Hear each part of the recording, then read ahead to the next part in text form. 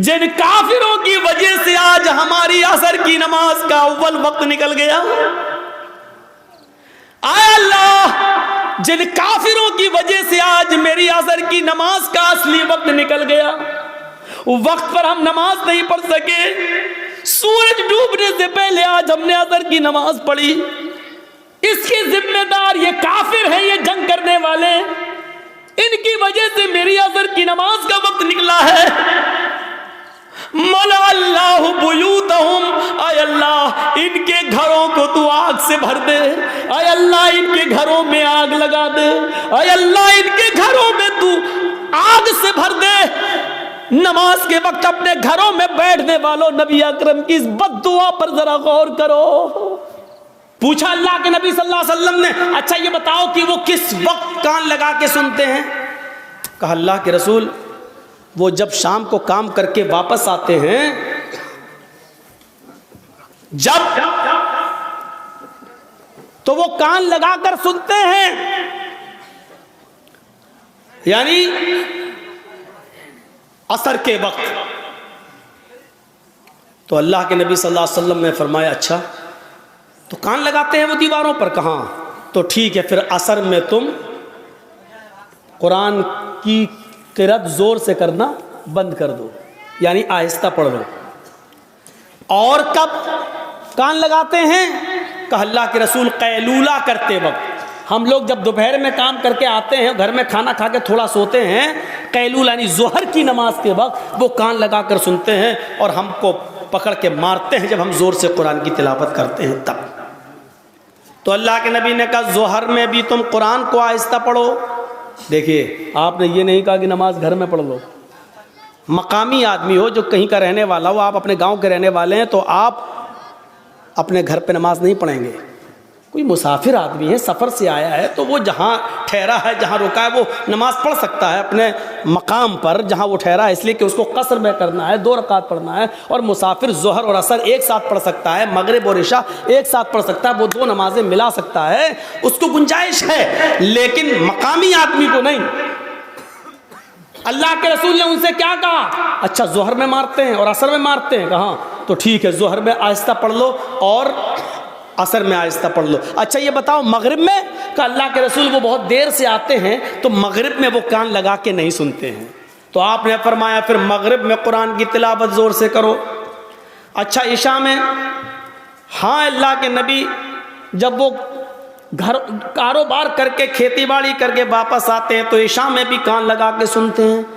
आपने हाँ, तो वो इशा में भी नहीं सुनते हैं क्योंकि थके हुए होते हैं, खाना खाया और सो गए।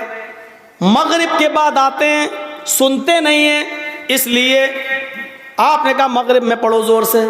इशा की नमाज आप इतनी देर से पढ़ते हैं कि उनको नींद आ जाती है, वो इशा में भी नहीं सुनते। आपने फरमाया तो इशा में भी पढ़ो। अच्छा फजर में? कहा अल्लाह के नबी फजर में तो वो खुद ही घोड़ा बेच के सोते रहते हैं। तो आपने कहा फिर फजर में भी जोर से तिलावत करो।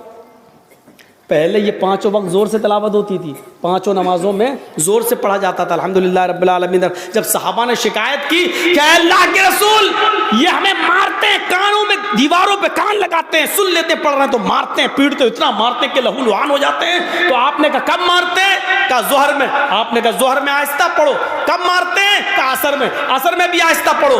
मगरिब में? कहा नहीं, जोर से पढ़ो। इशा में सो जाते हैं वो, जोर से पढ़ो। फजर में नहीं उठते हैं वो, जोर से पढ़ो। मेरे भाइयों ये सिलसिला चलता रहा, बहुत दिनों तक ये सिलसिला चलता रहा, और इतने दिनों तक ये सिलसिला चला कि मक्का फतह हो गया। जब मक्का में कामयाबी मिल गई और नबी की हुकूमत आ गई, तब सहाबा किराम ने फिर अर्ज किया। अब जो चीज बताना चाहता हूं वो सुनिए। अब सहाबा ने अर्ज किया, आए अल्लाह के नबी जब हमारे हालात खराब थे, जब ये हमें मारते थे, पीटते थे, जिसकी वजह से आपने आहिस्ता पढ़ने का हुक्म दे दिया था जोहर में और असर में, अब तो ये मारते नहीं हैं, अब तो हुकूमत हमारे हाथ में आ गई, अब तो मक्का और मदीना की बागडोर हमारे हाथ में है, तो अल्लाह के नबी हमें पहली वाली इजाजत दे दीजिए, अब हम फिर से 5 वक्त की नमाजों में जोर से तिलावत करें। भाई हालात अब खत्म हो गए, पहले हालात बुरे थे इसलिए आपने आहिस्ता पढ़ने को कह दिया, अब तो हमारे फेवर में है हालात, अब तो हमारे हक में है हालात, तो अब क्यों हम आहिस्ता पढ़ें, अब हम जोर से पढ़ेंगे। आपने कहा नहीं, नहीं, बिल्कुल नहीं। सहाबा ने कहा अल्लाह के रसूल, क्या ये वजह नहीं थी कि ये लोग हमें मारते थे इसलिए आपने आहिस्ता पढ़ने के लिए कह दिया था? आपने कहा वजह यही थी। कहा जब वो रीजन खत्म हो गया, जब वो वजह खत्म हो गई, तो अब जोर से पढ़ने की इजाजत क्यों नहीं दी जा रही है? अल्लाह के नबी ने क्या फरमाया?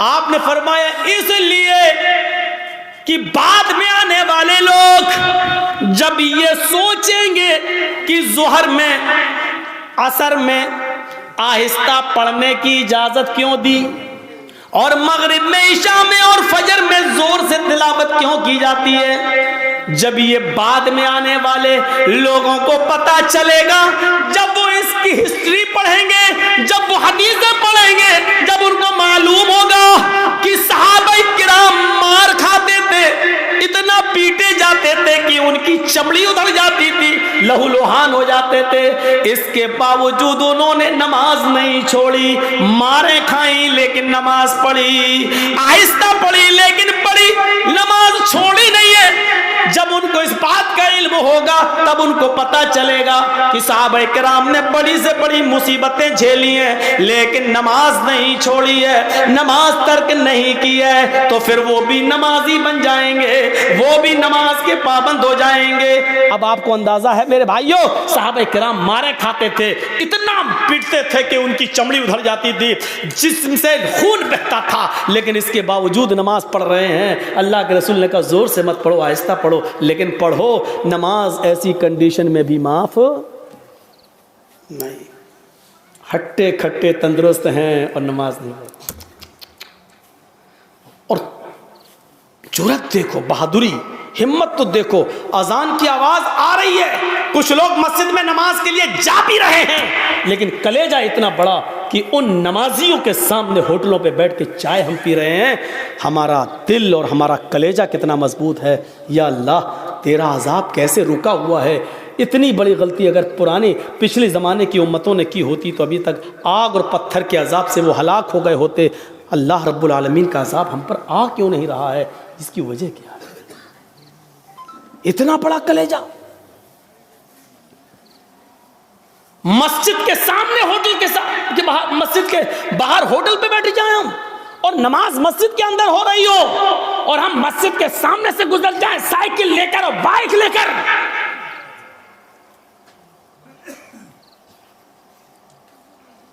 ये मस्जिद दिन भर में 5 मरतबा बद्दुआ देती है, इलाहुल आलमीन, इन लोगों ने मुझे बनाया तो बड़ी शान से, जलसे करा करा के, चंदे कर कर गए, सीमेंट ले लेके, बोरियां ले लेकर, ईंटें ले लेकर हमें बनाया तो बहुत अच्छा है, खूबसूरत बना लिया, मीनारा भी बना दिया, बड़ी आलीशान बना दिया, लेकिन इलाहुल आलमीन इन्होंने मुझे वीरान कर दिया।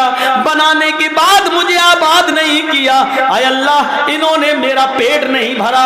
अल्लाह, इन्होंने मुझे बनाने के बाद मेरे पास नहीं आए, मेरी गोद में नहीं आए। आय अल्लाह, जिस तरीके से इन्होंने मुझे बनाने के बाद वीरान कर दिया, आय अल्लाह तू इनकी जिंदगियों में वीरानी पैदा कर दे। अल्लाह, जिस तरह इन्होंने मुझे बर्बाद किया तू इनको बर्बाद कर दे। अल्लाह, जिस तरीके से इन्होंने हमें बना सवा कर दुरुस्त करने के बाद हमें भुला दिया है, आय अल्लाह तू इनको भुला दे। मेरे भाइयों, ये मस्जिदों की कहीं बद्दुआओं का नतीजा तो नहीं जो हमारे हालात ही है, जो हमारे हालात ही है। पहले जमाने में जब जंगें होती थी, नमाज का वक्त हो जाया करता था, बादशाह नमाज की हालत में, बादशाह जंग की हालत में नमाज के लिए खड़ा हो जाता था। दूसरा बादशाह ये समझता था कि ये क्या हो रहा है। बताया, ये नमाज पढ़ रहे हैं, अल्लाह को याद कर रहे हैं, अल्लाह से दुआ कर रहे हैं। वो बादशाह अपनी फौज लेकर भाग जाता था, ये कहते हुए कि जो कौम तीरों और तलवारों की सायों में भी अपने रब को न भूलती हो तो उसका रब उसे कैसे भूल जाएगा। जो कौम तलवारों के सायों में पली हुई हो, तीरों तलवारों के सायों में जो नमाज अदा कर रही हो, ऐसी पोजीशन में भी वो अपने रब को भूल नहीं रही हो, अपने रब की इबादत कर रही हो, फिर उसका रब हमारे साथ क्या करेगा। अगर हमने इनको इस पोजीशन में मारा, वो अपनी फौज, अपने हथियार, अपने घोड़े, अपना सारा हथियार वहीं पर डालकर भाग जाया करते थे, ये कहते हुए कि ऐ अल्लाह वालों हम तुम्हारा मुकाबला नहीं कर सकते, ऐ अल्लाह वालों हम तुम्हारा मुकाबला नहीं कर सकते। मेरे भाइयों, कल तक हमारे ये हालात थे, आज हमारे हालात ये, हमारी मस्जिदों में नमाज हो रही है लेकिन काफिरों की बारात बजती हुई जाती है, उनके बैंड बजते हुए जाते हैं, उनके गाने बजते हुए जाते हैं, लेकिन हमारी अजान की आवाज या नमाज की किरत भी हो रही हो तो उनको कोई फर्क नहीं पड़ता। क्योंकि जब अजान और नमाज के वक्त हमने अपनी टीवियों को बंद नहीं किया है, जब हमने अपने घरों में टीवियां चलाना शुरू कर दी तो फिर काफिरों के दिलों से भी हमारा रोबो दबदबा निकल गया, काफिरों के दिलों से भी हमारा रोबो दबदबा खत्म हो गया। क्यों होगा? हमने काफिरों के दिलों में अपनी इज्जत बनाई कहां है? कहां बनाई है हमने अपनी इज्जत? ग़ज़वा अहज़ाब का वो मौका याद करो। सुनो, सिर्फ एक नमाज थी, बस एक, वो भी अल्लाह के रसूल सल्लल्लाहु अलैहि वसल्लम की, नबी की एक नमाज, और वो भी छूटी नहीं थी, बस सिर्फ उसका असल वक्त निकल गया था। ग़ज़वा, जंग हो रही है, नाम है उस ग़ज़वे का ग़ज़वा अहज़ाब। और सुनो, कलेजा संभाल कर सुनो, दिल संभाल के सुनो इस वाक़े को। ग़ज़वा अहज़ाब, काफिरों की तरफ से तीर चल रहे हैं, मुसलमानों की तरफ से भी तीर चल रहे हैं। ये जंग इतनी खतरनाक हुई कि असर की नमाज का वक्त आ गया, लेकिन सहाबाए किराम संभल नहीं पाए, कोई इधर था कोई उधर था। नमाज पढ़े तो कैसे पढ़ें? एक साथ होते तो चलो आधे पढ़ लेते, आधे जंग करते, फिर ये जो आधे पढ़ चुके होते ये जंग में चले जाते, जो छूट गए वो बाद में पढ़ लेते। लेकिन कोई इधर है कोई उधर है। ये असर की नमाज का वक्त था, असर की नमाज का वक्त। अल्लाह के रसूल नमाज पढ़ा नहीं सके और सहाबा एक साथ जमा नहीं हो सके। कोई इधर से तीर चला रहा, कोई उधर से तीर चला रहा है, लेकिन तीर चलाते चलाते चलाते चलाते मगरिब का सूरज जो डूबता है, मगरिब की नमाज के लिए सूरज के डूबने से, सूरज के गुरूब होने से थोड़ी देर पहले सहाबा किराम ने उस जंग पर कामयाबी हासिल कर ली, यानी काफिरों को हरा दिया। लेकिन असर की नमाज का वक्त निकल गया। सुनिए, असर की नमाज का वक्त निकल गया था। जल्दी से वहीं साहबा ने तयम्मुम किया और वुजू बना, तयम्मुम पानी तो था नहीं, जल्दी से तयम्मुम किया और नमाज पढ़ना शुरू कर दी। सूरज डूबने से, गुरूब होने से पहले पहले अल्लाह के नबी ने और सहाबा ने असर की नमाज पढ़ ली। सिर्फ वक्त निकल गया। जो पढ़ना चाहिए था पौने, हम लोगों के यहाँ कितने बजे होती है असर? आपके यहाँ कितने बजे हो रही है असर? 2:45 पर? हाँ, कहीं 3:30 पे भी हो रही होगी। हम 3:15। आपकी मस्जिद में कितने बजे हो रही है? 3:15। अब 3:15 की जगह पर कोई आदमी 5:15 पे नमाज पढ़े तो वक्त निकल गया ना उसका, असर का। मान लीजिए 5:30 पे सूरज डूब रहा है और 5:15 पे आदमी नमाज पढ़ रहा है, तो सूरज डूबने से पहले ही तो पढ़ रहा है वो। सूरज गुरूब होने वाला है। जल्दी से अल्लाह के रसूल ने और सहाबा ने तयम्मुम किया और नमाज पढ़ ली। और पढ़ने के बाद जो जुमले कहे वो सुनो, जो जुमले कहे उन काफिरों के लिए वो सुनो। मला अल्लाहु बुयूतहुम व कुबूरहुम नारा कमा हबसूना वशगलूना अनिस सलातिल वुस्ता। बुखारी शरीफ की हदीस के अल्फाज हैं। अल्लाह के नबी फरमाते हैं, इलाहुल आलमीन, जिन काफिरों की वजह से आज हमारी असर की नमाज का अव्वल वक्त निकल गया, अल्लाह, जिन काफिरों की वजह से आज मेरी असर की नमाज का असली वक्त निकल गया, वक्त पर हम नमाज नहीं पढ़ सके, सूरज डूबने से पहले आज हमने असर की नमाज पढ़ी, इसके जिम्मेदार ये काफिर हैं, ये जंग करने वाले, इनकी वजह से मेरी असर की नमाज का वक्त निकला है। मला अल्लाह बुयूतहुम, आय अल्लाह इनके घरों को तू आग से भर दे, आय अल्लाह इनके घरों में आग लगा दे, आय अल्लाह इनके घरों में तू आग से भर दे। नमाज के वक्त अपने घरों में बैठने वालों, नबी अकरम की इस बद्दुआ पर जरा गौर करो। मला अल्लाह बुयूतहुम, आय अल्लाह इनके घरों को तू आग से भर दे। मेरे नबी ने कभी किसी को बद्दुआ नहीं दी, मार खाया फिर भी माफ कर दिया। नबी की बेटी को जिसने पेट फाड़ा, हिबार इब्ने अस्वद ने तीर मारकर, नबी की बेटी ज़ैनब के पेट में हमलदा बच्चा था, तीर पेट में लगता है, बच्चा गिर जाता है।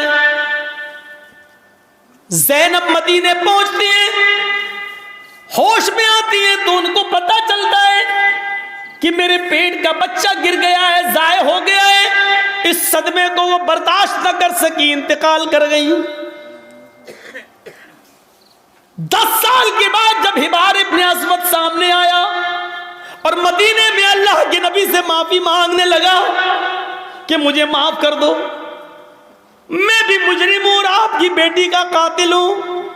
10 साल पहले आपकी बेटी के पेट में तीर मारा था, हमल गिर गया था। नबी अकरम की आंखों में आंसू आ गए, बेटी की याद आ गई, रोने लगी। लेकिन कहते हिबार, मेरी बेटी के कातिल,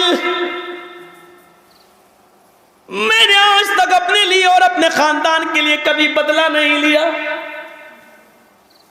आज तूने माफी मांगी, जा, मैंने तुझे भी माफ कर दिया, जा जा जा हिबार, मेरी बेटी के कातिल, मैंने अपनी बेटी के कत्ल का खून माफ कर दिया।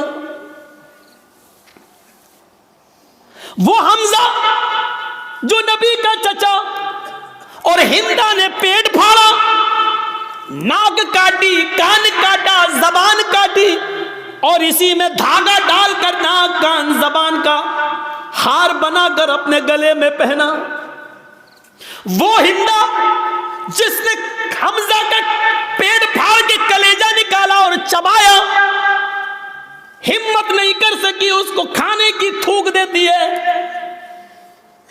कटी हुई गर्दन, फटा हुआ पेट, निकला हुआ कलेजा, कटी हुई नाक, कटा हुआ कान, कटी हुई जबान। ये लाश जब नबी के सामने आई तो आपकी आंखों में आंसू आ गए और कहा, आए हमजा, कयामत तक जितने भी लोग अल्लाह की राह में कत्ल किए जाएंगे ये शहीद होंगे, लेकिन तू कयामत के दिन सैयदुल शुहदा बनाकर उठाया जाएगा, तमाम शहीदों का सरदार बनाकर उठाया जाएगा। ऐसा हाल करने वाली हिंदा जब नबी के सामने आई तो आपने कहा, क्या चाहती हो? माफी। आपने कहा, हिंदा जा, मैंने तुझे भी माफ कर दिया। ओ मेरे चचा की कातिल, जा, मैंने तुझे भी माफ कर दिया। मेरी चचा की लाश को बिगाड़ने वाली, जा, मैंने तुझे भी माफ कर दिया। लेकिन इंसान हूं, बुरा लगता है, तू मेरे सामने मत आना, क्योंकि जब तू मेरे सामने आएगी तो मुझे चचा की लाश याद आ जाएगी। हमारे नबी ने कभी किसी को बद्दुआ नहीं दी। ताइफ वालों ने इतना मारा कि सर फट गया, सर से खून निकला, पैरों पे गिरा, खून जम गया, जूते तक उतर नहीं पा रहे थे उस जमे हुए खून की वजह से। 2 फरिश्ते आए, अरे अल्लाह के नबी, कहो तो इन ताइफ वालों को 2 पहाड़ियों के बीच में पीस दूं। मैं जब गया था हज के उम्रे के लिए तो मेरे वहाँ बहुत प्रोग्राम कराए गए थे, जिद्दा में हुए, दम्माम में हुए, और मक्के में हुए, मदीने में हुए, तो हमको ताइफ भी लोग लेकर गए और वो पहाड़ी हमको दिखाई थी लोगों ने वहाँ ताइफ के अंदर। जिस पहाड़ी पर चढ़कर काफिरों ने नबी अकरम को पत्थर मारे, वहाँ के लोग जो थे वो उन लोगों ने बताया कि मौलाना साहब ये वो जगह है, यहाँ नबी खड़े थे, ऊपर से काफिर पत्थर मार रहे थे। उस जगह को देखा है हमने अपनी आंखों से। काफ़ी ऊंचाई पर पत्थर मार रहे, ज़ोर से पत्थर, ऊंचाई से पत्थर मारेंगे और वो नबी के सर पे लगेगा तो कितनी ज़ोर से लगता होगा। फरिश्ते मौजूद, वो दोनों पहाड़ी जिसके बीच में ताइफ बसा हुआ है, अगर इस पहाड़ी को यहाँ से लाया जाए, उस पहाड़ी को यहाँ से लाया जाए, दोनों को मिलाया जाए तो इस पहाड़ी के बीच में जितने लोग रहते हैं कब पिस के सुरमा बन जाए कुछ नहीं कहा जा सकता। फरिश्तों ने कहा आप कहिए तो इन ताइफ वालों को इस दोनों पहाड़ियों के बीच में लाकर पीस दें, इनको कुचल दें, इनको ख़त्म कर दें, इनको बर्बाद कर दें। तो अल्लाह के रसूल ने क्या कहा? नहीं। फरिश्तों ने दोबारा कहा तो अल्लाह के नबी ने फरमाया अल्लाहुम्मा हद कौमी फइन्नहुम ला यअलमून। आए फरिश्तों, नहीं नहीं, इनको मारो नहीं, अल्लाह इनको हिदायत देगा और इंशाअल्लाह इनकी पुश्त से आने वाली नस्लें मुसलमान होंगी, इनकी नस्लें कलमा पढ़ने वाली होंगी, मुझे नबी मानने वाली होंगी। आए अल्लाह तू इनको हिदायत दे, ये मुझे जानती नहीं है कि मैं कौन हूं। आपने उस मौके पर भी बदला नहीं लिया। देख रहे हैं आप, बेटी के कातिल को माफ कर रहे हैं, बदला नहीं ले रहे हैं, हिंदा को माफ कर रहे हैं, इंतकाम नहीं ले रहे हैं। ताइफ में पत्थर खाने के बावजूद फरिश्ते पत्थरों का ताइफ वालों को पीसना चाहते हैं, लेकिन नबी इंतकाम नहीं ले रहे हैं। कह रहे हैं अल्लाह तू इनको हिदायत दे।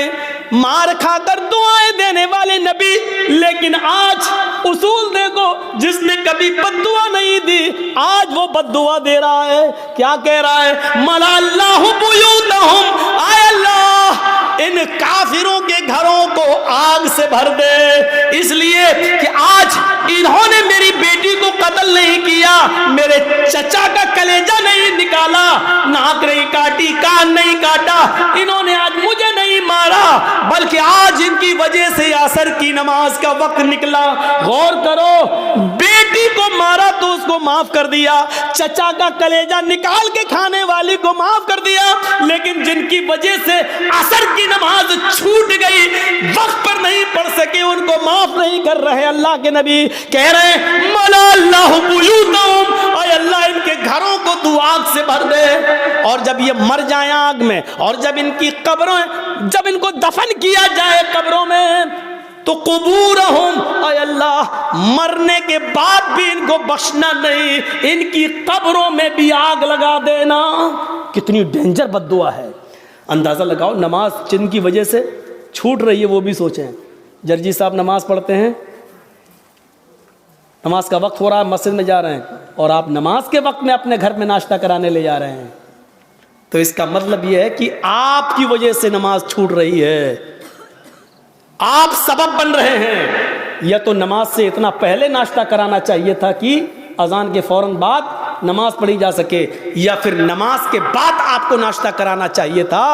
आप ऐसे मौके पर क्यों ले जा रहे हैं? ये ज़हन गौर करिएगा, गौर करिएगा। वो जंग हो रही है, अल्लाह सबब मत बनिए किसी का। आप खुद नमाज पढ़ने रहे, दूसरे की भी नमाज छुड़वा रहे हैं आप, ये एक और गुनाह है।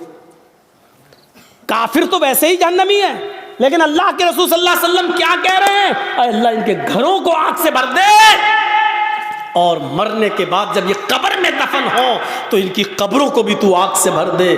कमा हबसूना व शगलूना अनिस सलातिल वुस्ता, क्योंकि आज इनकी वजह से मेरी असर की नमाज छूट गई। ओफो, एक वक्त की नमाज, और वो भी छूटी नहीं, पढ़ ली। मगरिब के बाद नहीं पढ़ रहे हैं, मगरिब से पहले ही पढ़ रहे हैं, लेकिन असल वक्त निकल जाने की वजह से अब हम अंदाज़ा लगाएं हम कहाँ खड़े हैं।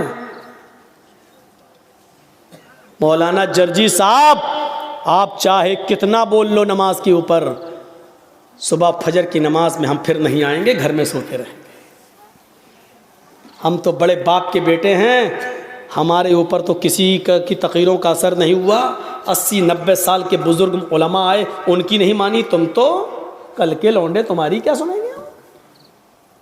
तुम्हारे जैसे 336 मौलवी रोज़ बोलते हैं, किसी की नहीं सुनी हमने, तुम्हारी क्या सुने? इस तकरीर के ख़त्म होने के बाद फिर भी फजर की नमाज में अगर हमने जमात के साथ नमाज नहीं पढ़ी तो लिख लो, आप अपने जलसा कराने में नाकाम हो गए। सोच लो, आपको कोई कामयाबी नहीं मिली जलसा कराने की। अगर तकरीरों से ईमान में ताजगी पैदा ना हो, मस्जिदों में नमाजियों की तादाद न बढ़े, तो बेकार हैं ऐसे जलसे। इससे बेहतर था कि इशा की नमाज के बाद आप सोते और फजर की नमाज से पहले आप उठकर फजर की नमाज पढ़ लेते जमात के साथ। यह आपके लिए तकरीर सुनने से बेहतर होता। एक सहाबी रात भर नमाज पढ़ते रहे, अल्लाहु अकबर, दुआ मांगते, फिर नमाज पढ़ी, दुआ मांगते रहे, नमाज पढ़ी, नमाज पे नमाज, सजदे पे सजदे, इशा से लेकर फजर तक बराबर नमाज पढ़ते रहे।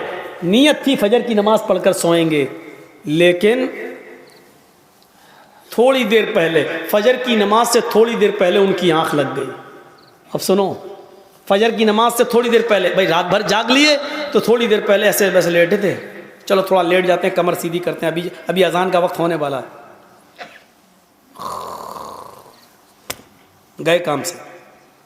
थोड़ी देर की बात, आंख खुली है? मस्जिद में नमाज हो रही है, जल्दी से वुजू बनाया, नमाज में शामिल हो गए। जमात तो मिल गई, दोनों रकातें मिल गई, लेकिन फजर की नमाज से पहले जो 2 रकात सुन्नत पढ़ी जाती थी वो नहीं पढ़ पाए। सुन रहे हैं? गौर से सुनिए, वो नहीं पढ़ पाए। फजर की जमात नहीं छूटी थी, जमात मिल गई, भाई सो के उठे, जल्दी से वुजू बनाए, मस्जिद में चले गए, नमाज तो पढ़ ली, दोनों रकातें मिल गई, लेकिन सुन्नतें नहीं पढ़ पाए। बाद में जब वो सुन्नतें पढ़ने लगे, सुन्नतें पढ़ने के बाद, फ़र्ज़ नमाज के बाद जब अल्लाह के नबी ने सलाम फेर दिया, सलाम फेरने के बाद देखा कि वो कोई सुन्नत पढ़ रहा है। सुन्नत के बाद जब आपने उनको बुलाया, आपने उनसे कहा, ये बाद में तुम कौन सी नमाज पढ़ रहे थे? कहा, अल्लाह के रसूल, वो रात भर नमाज पढ़ी थी, मैंने इबादत की थी, और फजर की नमाज से थोड़ा पहले मुझे नींद आ गई, आँख खुली तो मैंने जल्दी से वुज़ू बनाया, मस्जिद में आ गया, जमात खड़ी थी, तो जमात के होते हुए हमने सुन्नत नहीं पढ़ी, पहले जमात पढ़ ली, बाद में सुन्नत पढ़ ली। तो अल्लाह के रसूल ने जो जवाब दिया वो सुनिए। आपने फरमाया, काश तो पूरी रात आराम से सोता, काश तो पूरी रात इशा की नमाज के बाद से लेकर फजर तक आराम से सोता, गहरी नींद में सोता, लेकिन फजर की नमाज से पहले उठकर वुज़ू बना लेता और फजर की नमाज से पहले 2 रकात सुन्नत पढ़ लेता। अल्लाह की कसम, फजर से पहले 2 रकात सुन्नत अगर पढ़ लेता तो ये 2 सुन्नतें तेरे लिए रात भर की इबादत से ज़्यादा बेहतर होती।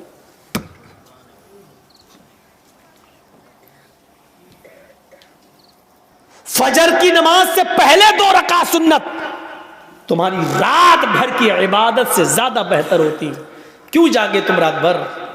यानी ऐसी इबादत से क्या फायदा कि जलसा सुनो 12 बजे तक, 1 बजे तक, और सोते सोते 2 बज जाए, और फजर की नमाज में जब आप उठ ना सके और मस्जिद में ना जा सकें, तो ऐसे जलसों से क्या फायदा? ये बंद होने चाहिए ड्रामे। हाँ, मैं इसको ड्रामा कहता हूं। जो जलसे लोगों को नमाजी ना बना सके वो ड्रामा है। जो तकरीरें लोगों के दिलों में ईमान ताजा ना कर सके वो नौटंकियां हैं। तो लैला मजनू की कहानियां हैं। तसव्वुर कीजिए हम कहां हैं। नमाज कितनी जरूरी चीज है हमारी सोसाइटी और हमारे समाज में और हमारे लिए।